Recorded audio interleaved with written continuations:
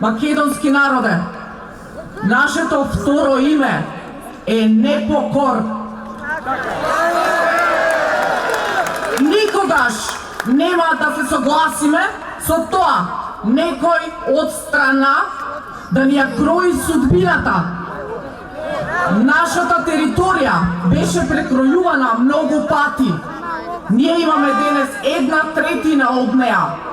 Ја повикувам администрацијата на Европската Унија, која што ни покажа преку непримањето и несакањето да се разговара со нас од страна на незиниот емисар, комесарот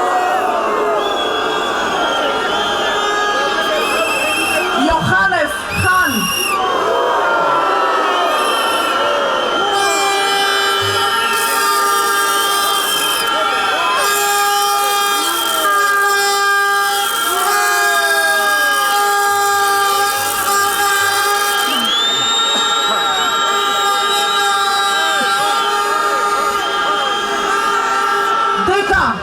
Ако е тоа пораката на Европската Унија, ние да не постоиме за да влеземе во незе, прашање е дали нашиот народ го сака тоа.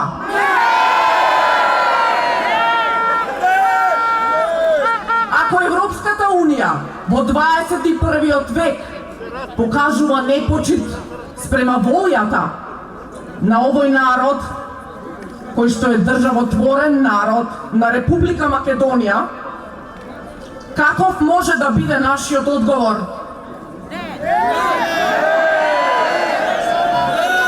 Ке го цитирам професор доктор Димитар Мирчев, кој што не е повеќе со нас, политиколог.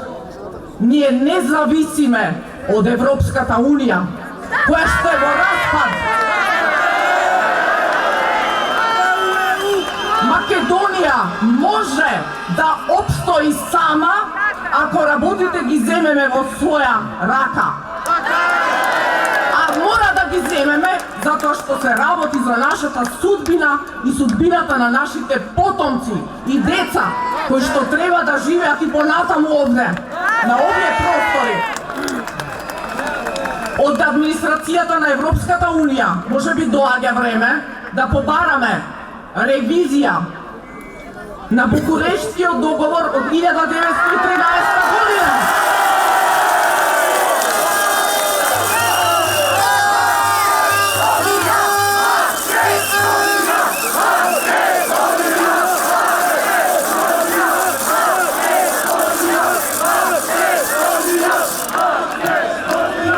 Па да бидат љубезни, да ни го вратат тоа што ни го зедоа,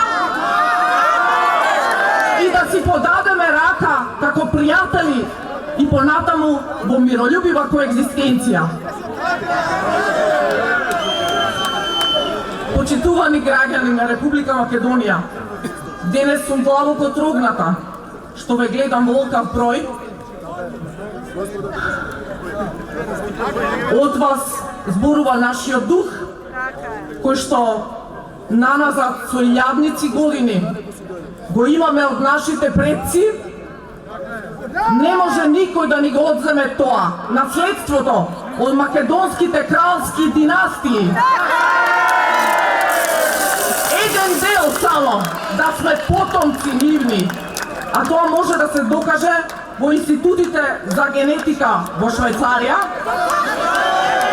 Овој дух денес го покажува тоа. Ако има потреба, сите заедно сплотени. Тоа беше и основната цел на нашата иницијатива. Да се сплотиме надпартиски, сите заедно. Со висшиот интерес за обстојување и одбранување на суверенитетот на нашата држава. Ви благодарам од се срце и ви се поклонувам. Се надевам дека ќе продолжиме и понатаму. Да живее Република Македонија!